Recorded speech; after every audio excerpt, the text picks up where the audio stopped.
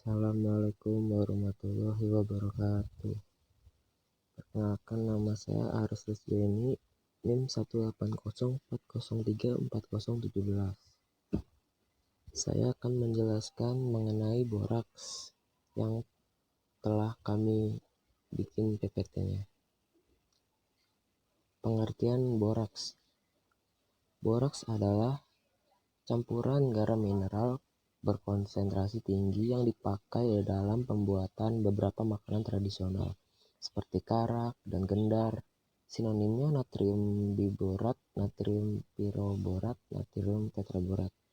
Ya, boraks itu merupakan serbuk kristal yang lunak, mengandung unsur boron berwarna putih, tidak berbau, mudah larut dalam air, tidak larut dalam alkohol dan memiliki pH 9,5. Yang kedua yaitu ada fungsi boraks. Dalam dunia industri, boraks memiliki banyak sekali kegunaan. Biasanya boraks sering digunakan untuk membuat senyawa deterjen, glasir, enamel gigi buatan, plastik, antiseptik, pembasmi serangga, salep kulit, dan pengawet kayu. Zat kimia ini juga dapat digunakan untuk memisahkan emas dari bijinya untuk mengganti penggunaan raksa alias air keras. Bahkan zat kimia ini juga dapat digunakan sebagai pengemulsi atau zat pencampur atau bahan pengawet untuk produk pelembab, krim, sampo, gel, lotion, sabun mandi, scrub, dan garam mandi. Ya, boraks itu sebenarnya sudah ada sejak lama setelah digunakan masyarakat untuk pembuatan gendar nasi, kerupuk gandar, atau kerupuk puli yang secara tradisional di Jawa disebut karak atau lempeng.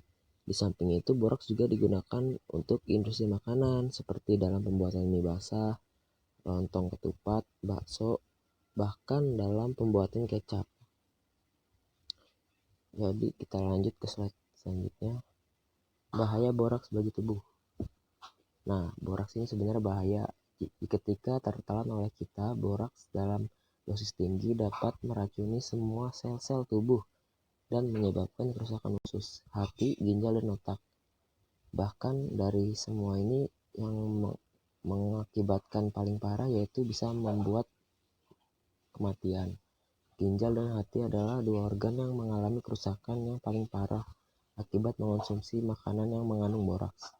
Badan BPOM RI pun mengatakan hal serupa. Dikutip dari laman Badan POM RI, efek jangka panjang yang akan dialami manusia jika mengkonsumsi makanan mengandung boraks adalah kerusakan hati, bahkan kanker, hingga yang terburuk yaitu kematian. Mengkonsumsi boraks dalam makanan tidak secara langsung berakibat buruk, namun sifatnya terakumulasi sedikit-sedikit dalam organ hati, otak, dan testis. Dalam suatu penelitian yang dilakukan pada hewan, ilmuwan menemukan bahwa tikus jantan yang diberi zat kimia ini mengalami penyusutan jaringan testis, sementara efeknya pada tikus betina dapat mempengaruhi sistem reproduksi yang menyebabkan gangguan kesuburan. Pada tikus yang sedang hamil, paparan zat kimia ini dapat masuk ke dalam plasenta yang pada akhirnya mengganggu perkembangan janin dalam rahim. Bahkan efek kimia satu ini juga dapat menyebabkan berat badan lahir rendah pada janin atau prematur dari induk tikus yang hamil. Di sini ada efek yang terjadi. Beberapa gejala yang bisa ditimbulkan jika seorang terpapar borak, yaitu sakit kepala, demam, tidak enak badan, mual dan muntah terus-terusan, nyeri hebat pada perut bagian atas, diare, lemah, lesu, dan tak bertenaga. Adapun perdarahan di usus atau lambung disertai dengan muntah darah dalam kasus yang parah.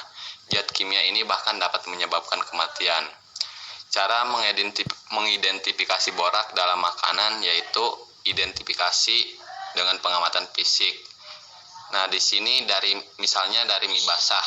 Ciri-ciri yang mengandung borak itu dari tekstur kenyal, lebih mengkilat, dan tidak lengket dan tidak cepat putus. Kalau dari contoh dari sampel bakso yang mengandung borak, teksturnya sangat kenyal, warna tidak kecoklatan seperti penggunaan daging, namun lebih cenderung keputihan. Nah, identifikasi pemeriksaan laboratorium. dengan metode nyala api, dibakar. Alatnya itu cawan petri, pinset, korek api, pipet ukur, mortar dan penggerus, kompor. Bahannya H2SO4 10 mili, metanol 2 mili, air kapur jenuh, sama kertas lakmus. Nah, adapun cara kerjanya, bahan makanan atau minuman kurang lebih 20 gram. Sebelumnya dihaluskan dulu, masukkan ke dalam cawan porselin. Yang kedua, tambahkan larutan kapur jenuh sampai basah, lakmus merah menjadi biru. Yang ketiga itu isatkan dalam water bath. Yang keempat, panaskan di atas kompor. Yang kelima, pijarkan sampai menjadi abu, kemudian kerjakan sebagai berikut. Sebagian abu dimasukkan ke dalam tabung reaksi, tambahkan HCl 10% sampai menjadi asam, saring dengan kertas saring, kemudian celupkan kertas kurkuma ke dalam air hasil saringan. Jika kertas kurkuma merah kembali dengan asam, tambahkan amoniak menjadi hijau biru tua, maka dinyatakan adanya asam borat dan borak. Terus hasilnya itu ketika dibakar itu yang mengandung borak akan menjadi nyala api berwarna hijau. Sekian presentasi dari kami, kurang lebihnya mohon maaf. Billahi fisabilillah fastabiqul khairat. Assalamualaikum warahmatullahi wabarakatuh.